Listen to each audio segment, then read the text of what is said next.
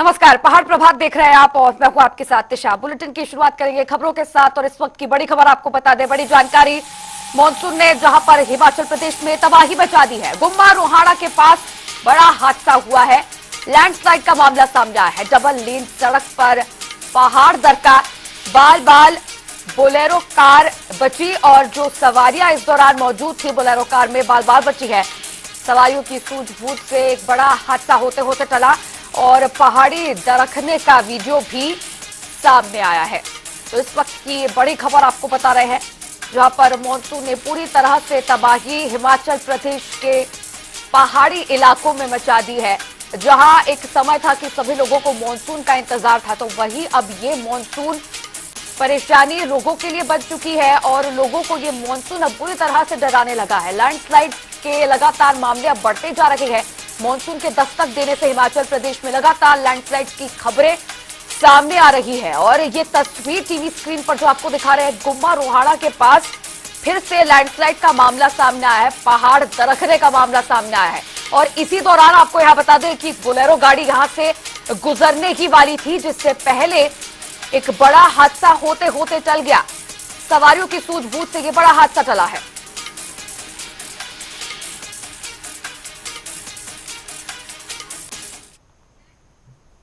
चलिए एक और बड़ी खबर आपको बता दें। इस वक्त की बड़ी जानकारी से आपको रूबरू करा देते हैं। बड़ी खबर, हिमाचल में मॉनसून के तेवर अब नरम होते नजर आ रहे हैं। प्रदेश में आज बारिश का येलो अलर्ट जारी किया गया है और कुछ क्षेत्रों में भारी बारिश की संभावना भी मौसम विभाग ने जताई है। बारिश से अब तक कोई भारी नुकसान नहीं हुआ।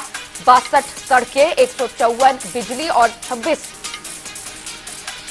वाटर सिस्टम यहां पर प्रभावित हुए हैं। सिरमौर में इस बार मॉनसून जरा ढीला पड़ता हुआ नजर आ रहा है और हिमाचल में कुछ इस प्रकार मॉनसून के तेवर इस बार नजर आ रहे हैं। कई जगहों से भूस्खलन और लैंडस्लाइड जैसी खबरें सामने आ रही हैं। अब इसी पर और भी ज्यादा चर्चा करने के लिए मेरे साथ संवाददाता रॉबिन लाइव जुड़ गए हैं शिमला से। रॉबिन, अब मौसम लगातार हिमाचल प्रदेश में खराब होता जा रहा है। मॉनसून ने जब से दस्तक दी है और लैंडस्लाइड्स की खबरें भी अब बढ़ती जा रही हैं। फिलहाल क्या पूरी जानकारी मौसम को लेकर प्रदेश भर में? जी बिल्कुल दिशा, हिमाचल प्रदेश में मानसून जारी है, लेकिन बीते वर्ष के मुकाबले इस बार मानसून जो है वो नरम पड़ा है। जो बारिशें हैं वो लगातार हिमाचल प्रदेश के अलग अलग इलाकों में हुई है, पर उनकी जो इंटेंसिटी है वो कम रही है।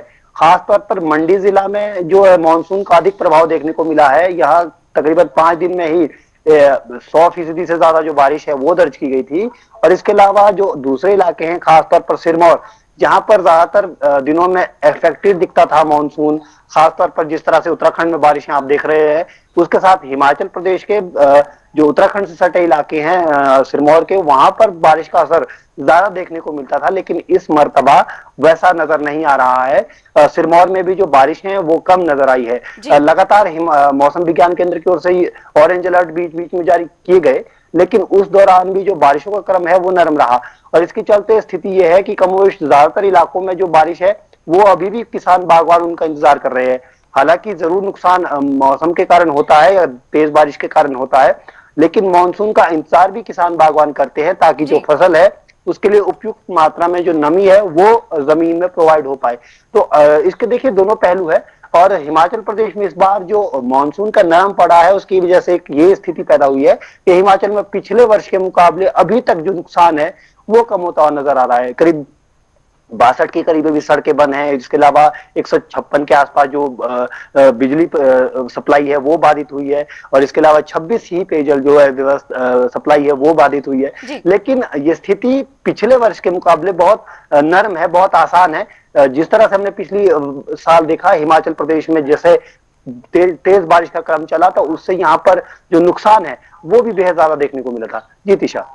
जी बिल्कुल रॉबिन, अब जिस तरह से आप बता रहे हैं कि इस बार मौसम कुछ नम पड़ा है और पिछले वर्ष के मुताबिक यहाँ पर बारिश इस वक्त थोड़ी कम हुई है, तो नुकसान जाहिर से तौर पर कम हुआ है, लोगों को इससे फायदा मिला है। लेकिन क्या किसानों के लिए ये बुरी खबर है? जिस तरह की बारिश किसानों की फसलों के लिए यहाँ पर होनी चाहिए, शायद उस तरह की बारिश इस बार नहीं पड़ रही है, तो क्या किसानों के लिए ये मुसीबत है? जी तिशा, देखिए हिमाचल को फ्रूट बास्केट ऑफ इंडिया कहा जाता है। यहाँ पर जो फल उत्पादन है वो सबसे ज्यादा होता है। और अगर आप मंडी, सिरमौर, इसके अलावा शिमला के जो इलाके देखेंगे और कुल्लू, तो ये तमाम जो एरिया है ये फ्रूट बेल्ट है। यहाँ पर लगातार जो है लोग फलों की यहाँ पर बागवानी करते हैं लोग बड़ी मात्रा में। तो उन लोगों के लिए बारिश जो है एक महत्वपूर्ण जरिया है, ताकि जो फसल आने वाले दिनों में है वो निकल कर आए। लेकिन सेब बहुल इलाकों में जिस तरह से बारिश कम देखने को मिली है, खासतौर पर शिमला और किन्नौर के इलाके में, तो वहां पर जो किसान बागवान है उनके लिए थोड़ी चिंता बढ़ी है। क्योंकि अभी जो सेब की फसल है उसके लिए पानी की दरकार थी, ताकि उसमें जो साइज इंक्रीज होना था, उसमें जो बढ़िया बेहतर कलर आना था, यानी कि जो फसल का बेहतर बनना है ये बारिश पर निर्भर था। लेकिन अगर बारिश सामान्य से भी कम हुई, जिस तरह से किन्नौर और अलग इलाकों में अभी दर्ज की जा रही है, तो इससे कहीं ना कहीं नुकसान जो है बागवानों को होने वाला है। क्योंकि बागवानों की जो फसल है वो उतने बेहतर तरीके से निकल कर सामने नहीं आएगी, और उसके बाद जिस तरह से मंडी में उन्हें जो रेट मिलेंगे उस पर उसका सीधा सीधा प्रभाव पड़ेगा। तो कहीं ना कहीं जो बागवान है वो बारिश का इंतजार जरूर कर रहे हैं, लेकिन उम्मीद ये कर रहे हैं कि बारिश हो, अच्छी बारिश हो, पतली बारिश हो। मोटी बारिश अगर हुई तो हिमाचल प्रदेश में जिस तरह से स्थिति बनी हुई है पिछले कई सालों से, तो नुकसान का क्रम भी बढ़ सकता है। तो इससे भी लोग जो है थोड़े इसकी भी उम्मीद कर रहे हैं कि नुकसान ना हो, लेकिन अच्छी बारिश हिमाचल प्रदेश के सभी इलाकों में, खासतौर पर सेब बहुल इलाकों में देखने को मिले। तो निश्चित तौर पर आने वाले दिनों में उम्मीद करेंगे लोग कि जो बारिश है वो, क्योंकि अभी मानसून का क्रम लंबा चलने वाला है, तो ऐसे में ये जो बारिश का क्रम है ये भी अलग अलग इलाकों में देखने को मिले, खासतौर पर उन इलाकों में जहां पर बारिश का लोग इंतजार कर रहे हैं और बारिश पहले के मुकाबले कम हुई है। और खासतौर पर अगर दूसरी ओर नजर डालें, जैसे मंडी जिला में जहां पर तेज बारिश बीते दिनों दर्ज की गई है, सामान्य से अधिक बारिश दर्ज की गई है, तो उन इलाकों को भी थोड़ी राहत मिले। क्योंकि हिमाचल प्रदेश के कुछ पॉकेट्स ऐसे हैं जहां पर बेतहाशा बारिश हो रही है, तो कुछ पॉकेट्स ऐसे हैं जहां पर बारिश का जो है वो लोग इंतजार ही कर रहे हैं। तो अगर ऐसी स्थिति हिमाचल प्रदेश में बनी तो उन इलाकों में नुकसान की जो आशंका है, नुकसान की जो संभावना है वो ज्यादा हो जाएगी। क्योंकि अगर एक पॉकेट, सिंगल पॉकेट्स में अगर ज्यादा बारिश हुई तो निश्चित तौर पर वहां पर नुकसान होना तय है। तो ऐसे में लोग यही उम्मीद कर रहे हैं कि जो मानसून है वो हिमाचल प्रदेश के अलग अलग हिस्सों में बराबर से बरसे, ताकि यहाँ की जो फसल है, यहाँ के जो बागवान है उन्हें भी लाभ हो, और जो बारिश है उसका भी आनंद लोग उठा पाए, और जो बारिश से होने वाला नुकसान है वो भी कम हो। इसी की उम्मीद यहाँ प्रदेश के लोग कर रहे हैं। जी तिशा। जी रॉबिन, कुछ इलाके ऐसे हैं, कुछ पॉकेट्स जो आपने बताया ऐसे हैं जहां पर मूसलाधार बारिश हो रही है, तो वहां से दुर्घटनाओं की खबरें भी लगातार सामने आ रही हैं और बढ़ रही है। हाल ही में खबर पर हम चर्चा कर रहे थे, जिस दौरान गुम्मा रोहाणा में बड़ा हादसा हुआ है और पहाड़ वहां पर दरका है, लैंडस्लाइड का मामला सामने आया है। तो जिन पॉकेट्स में इस तरह की दुर्घटनाएं हो रही हैं, लैंडस्लाइड्स के मामले आ रहे हैं, तो क्या प्रशासन वहां के लिए तैयार है? कितनी तैयारियां प्रशासन ने इस स्थिति से भी बचने के लिए, नियंत्रण में लाने के लिए की है? बिल्कुल तिशा, बहुत महत्वपूर्ण विषय है। क्योंकि हिमाचल प्रदेश में लगातार हमने देखा कि खासतौर पर जो पूरी यहाँ पर यातायात व्यवस्था है वो सड़कों पर निर्भर है, और ऐसे में जिस तरह से सड़कें लगातार सड़क किनारे धंसते हुए दरकते हुए नजर आए, मंडी से भी इस तरीके की तस्वीर सामने आई, उसके बाद अभी आपने जिक्र किया रोहाणा के पास भी ये इस तरह की तस्वीर सामने आई। तो आजकल जो बाहर निकलना है वो बहुत जोखिम भरा है, इसलिए लोगों को भी साफ तौर पर हिदायत दी गई है कि जरूरत होने पर और बेहद जरूरी हो तो ही मौसम का अंदाजा, अनुमान लगाकर ही बाहर निकले। क्योंकि इन दिनों में खासतौर पर सड़क किनारे जहां पर ताजी कटिंग हुई हो वहां पर भी, और इसके अलावा कुछ इलाके ऐसे होते हैं जहां पर बारिश के कारण लैंडस्लाइड की घटनाएं खासतौर पर सड़क किनारे होती है। तो ऐसे में सड़कों से जो है खासतौर पर एहतियात के साथ चलना बेहद जरूरी है। और दूसरी बात यह भी है कि मौसम विज्ञान केंद्र भी लगातार अपने स्तर पर अलर्ट जारी करता रहा है। बीते दिनों भी हिमाचल प्रदेश के जिला शिमला, जिला मंडी, कुल्लू और इसके अलावा कांगड़ा और इसके अलावा चंबा जैसे जिलों के लिए फ्लैश फ्लड को लेकर भी चेतावनी जारी की गई थी मौसम विज्ञान केंद्र की ओर से, ताकि जो नदी नाले हैं उनसे लोग दूरी बना के रखें। हालांकि इन दिनों में बारिश कम जरूर हो रही है, लेकिन नदी नालों से दूरी बनाए रखना बेहद जरूरी है। क्योंकि कई स्थानों पर हालांकि निचले पॉकेट में इतनी बारिश ना हो रही हो, लेकिन ऊंचाई पर कहीं तेज बारिश हुई तो फ्लैश फ्लड अचानक से आने की संभावना रहती है। तो ऐसे में लोगों को एहतियात बरतने की जरूरत है। भले ही बारिश का क्रम नर्म हो, लेकिन मॉनसून में किसी भी तरह की कोताही आपके लिए जान का सौदा बन सकती है। जी। तो इसलिए नदी नालों से दूरी और जरूरत पड़ने पर ही बाहर निकलना, ये दो ऐसे विषय है जिस पर लोगों को गहनता से चिंतन करना चाहिए। जी तिशा। जी बिल्कुल रॉबिन, आपका बहुत बहुत शुक्रिया जुड़ने के लिए और तमाम अपडेट्स मौसम पर प्रदेश भर के हमारे साथ साझा करने के लिए।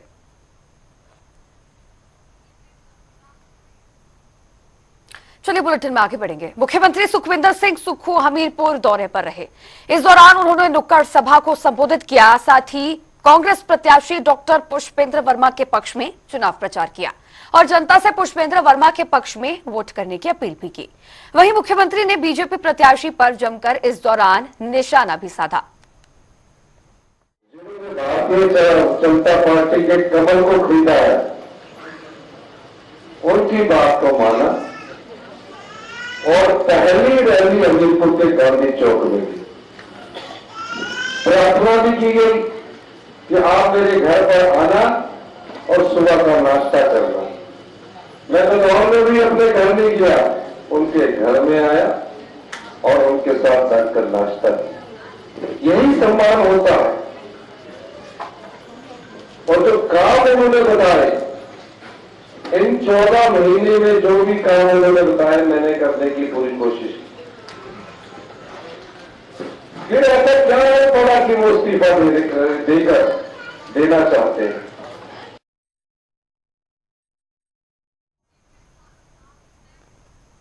प्रदेश के डिप्टी सीएम मुकेश अग्निहोत्री हमीरपुर दौरे पर रहे। इस दौरान उन्होंने कई नुक्कड़ सभाओं को संबोधित किया, साथ ही कांग्रेस प्रत्याशी डॉक्टर पुष्पेंद्र वर्मा के पक्ष में चुनाव प्रचार भी किया।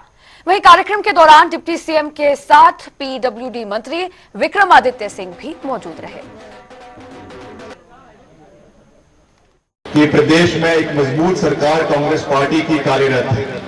हमारे प्रदेश के माननीय मुख्यमंत्री ठाकुर सुखविंदर सिंह सुक्खू जी प्रदेश में बेहतरीन कार्य कर रहे हैं और निश्चित तौर से जैसा अभी मंत्री जी भी कह रहे थे कि जिला हमीरपुर से संबंध रखते हैं, तो ये आप सबका भी और हम सबका ये दायित्व बनता है कि सरकार को मजबूत करने के लिए, उनको मजबूत करने के लिए यहाँ से ये जो सीट है हमीरपुर की, ये कांग्रेस पार्टी की झोली में आनी चाहिए, ताकि एक स्वर में, एक आवाज में हम यहाँ के विकास कार्यों को गति आने वाले समय में दे। 15 महीने में आप कह रहे कि हम मुख्यमंत्री बदल देंगे। अभी आपने जुमा पांव रखा विधानसभा की चौखट पे, अभी आपका पांव जमा भी नहीं और आप लग पड़े मुख्यमंत्री के पांव उठाने के लिए। ये हमीरपुर में ही होता है ऐसा कि जब भी मुख्यमंत्री कोई बनने लगता कहते हैं इसको हटाओ। धूमल साहब यहाँ के मुख्यमंत्री थे, घोषित मुख्यमंत्री थे कि घोषणा कर दे, तो लोगों ने कहा कि नहीं, उनको मुख्यमंत्री नहीं बनने देंगे। अब सुक्खू जी बन गए, अब कुछ लोग लगे कि नहीं, सुक्खू को रहने नहीं देना। नेता प्रतिपक्ष जयराम ठाकुर नालागढ़ विधानसभा क्षेत्र के दौरे पर रहे। इस दौरान उन्होंने कई नुक्कड़ सभाओं को संबोधित किया, साथ ही बीजेपी प्रत्याशी कृष्णलाल ठाकुर के पक्ष में चुनाव प्रचार भी किया। तो वहीं उन्होंने मुख्यमंत्री सुखविंदर सिंह सुक्खू पर जमकर हमला भी बोला। जो उपचुनाव हिमाचल प्रदेश में तीनों विधानसभा क्षेत्र में हो रहे हैं, नालागढ़ में, देहरा में और हमीरपुर में, तीनों में भारतीय जनता पार्टी बहुत बड़ी बढ़त के साथ तीनों चुनाव जीतने वाली है। और नालागढ़ में मैं इस बात को देख रहा हूं कि लोगों ने मन बना लिया है कि हमें स्थानीय चाहिए, अपना लोकल चाहिए, सरल स्वभाव का व्यक्ति चाहिए जो यहाँ के विकास के लिए काम कर सके, बाहर का व्यक्ति नहीं चाहिए। ये एक बहुत बड़ा मुद्दा है और मैं इस बात को भी देख रहा हूँ, बहुत जोश और जुनून के साथ सब लोग जो है कार्यक्रम में आ रहे हैं और जीत भारतीय जनता पार्टी की तीनों विधानसभा क्षेत्र में बड़ी शानदार तरीके से होगी, इसका पूरा भरोसा है। ज्वालामुखी में आयुष विभाग के अधिकारियों की बैठक का आयोजन हुआ। इस बैठक में आयुष मंत्री यादवेंद्र गोमा मौजूद रहे। आयुष मंत्री ने बैठक में विभागीय कार्यों की समीक्षा की, साथ ही उन्होंने विभाग के बेहतर संचालन हेतु अधिकारियों को जरूरी दिशा निर्देश भी दिए। तो उन सब बातों को मैं दोहराऊंगा नहीं, क्योंकि काफ़ी विस्तार में आपको बताया है, लेकिन मैं आपको ये ज़रूर बताऊंगा कि आयुर्वेद विभाग जो माननीय ठाकुर सुखविंदर सिंह सुक्खू जी ने मुझे अभी दिया था, फरवरी में उसका कार्यभार दिया था, तो मैं आपको आश्वस्त करता हूं, अपनी ओर से मैं प्रयास कर रहा हूं, हमारे विभागीय अधिकारियों के साथ हम प्रयास कर रहे हैं कि उन मांगों को जो है आपकी जो चाहे एएससी लेवल पे है, चाहे डिस्ट्रिक्ट लेवल पे है, जो समस्याएं आ रही हैं उनको हम ठीक करने का जो है वो प्रयास कर रहे हैं। आज कैप्टन विक्रम बत्रा का शहीदी दिवस है। आपको बता दें कि उन्होंने कारगिल युद्ध में अभूतपूर्व वीरता का परिचय देते हुए वीर गति को प्राप्त हुए थे, जिसके बाद उन्हें भारत के सर्वोच्च वीरता सम्मान परमवीर चक्र से सम्मानित भी किया गया था।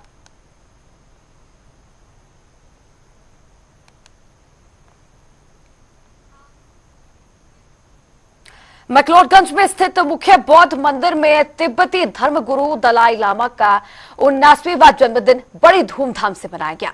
इस अवसर पर सिक्किम के मुख्यमंत्री प्रेम सिंह तमांग और निर्वासित तिब्बती प्रधानमंत्री पेम्पा सेरिंग मुख्य रूप से उपस्थित रहे। तो वहीं सिक्किम के सीएम ने केक काटकर तिब्बती धर्मगुरु दलाई लामा का जन्मदिन मनाया। आज जो है अभी आप माहौल देखिए, पूरा हज़ारों लोगों यहाँ जमा हुआ है और जो यहाँ पे हिज ऑनर्स की 89th बर्थडे सेलिब्रेशन जो है ऑफिशियली यहाँ पे अभी हो गए हैं। तो इस शानदार मौका में पूरे लोग तिब्बत यहाँ की धर्मशाला, केवल धर्मशाला की नहीं, पूरे विश्व के लोग जो है आज जो है जन्मदिन मना रहे हैं।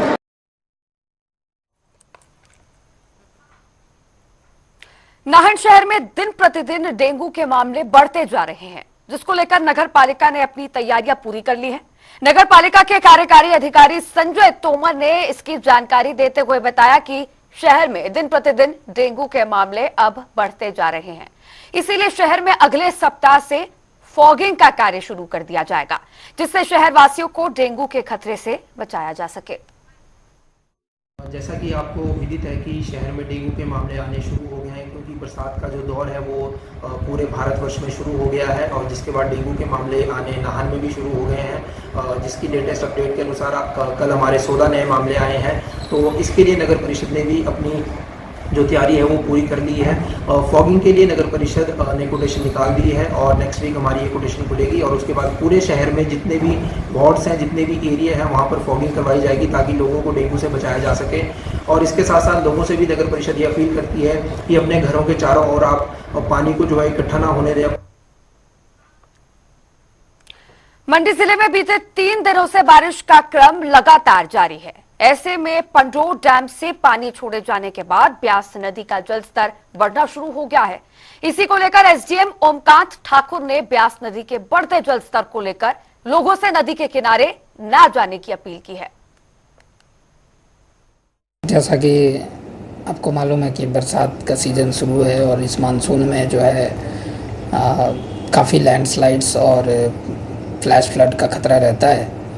तो इसी सिलसिले में मंडी सदर में जो हमने जो तैयारियां की हैं और जो मीडिया एडवाइजरी हैं लोगों के लिए, जो जनहित में बातें हैं, वो कुछ बातें मैं बताना चाहूँगा कि सबसे पहले तो अगर अनावश्यक रूप से बाहर ना निकलें और ब्यास नदी के किनारे ना जाएं, क्योंकि ब्यास का जल स्तर काफ़ी फ्लक्चुएट हो रहा है और जब भी रात में बारिश हो जा रही है तो अचानक से 2-3 मीटर बढ़ जा रहा है। प्रदेश में बरसात का आगमन हो चुका है। बरसात के आने से प्रदेश में नुकसान भी लगातार देखने को मिल रहा है। ऐसे में बात यदि धर्मशाला की करें तो बीते कल हुई मूसलाधार बारिश की वजह से काफी नुकसान यहां पर देखने को मिला है। आपको यह बता दें कि बीते कल मौसम विभाग की ओर से ऑरेंज अलर्ट जारी किया गया था।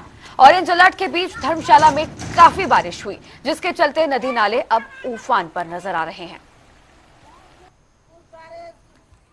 बहुत पानी आ गया था, बारिश में भाग रहे थे, उधर की भी खड़ बहुत आई थी, ये भी खड़ बहुत आई। सरकार कुछ नहीं कर रही, हम कहाँ जाए गरीब लोग, आप ही बताओ। अब कितने बजे का टाइम था? ये था 9:30 बजे का टाइम था। बाढ़ बहुत आई थी बाबा, बाहर से चले निकल गई थी उधर, बेसोगा का लड़का था तो पकड़ लिया। हमारा बुरा हाल हो गया। कोई बर्तन नहीं रहेगा ना कुछ नहीं, सारे बह के गए। हाँ, रात को बारिश आई है। हाँ, कहाँ जाके भाग गए हम। हाँ, सारे पानी तंबू से आगे से पीछे निकल रहा है।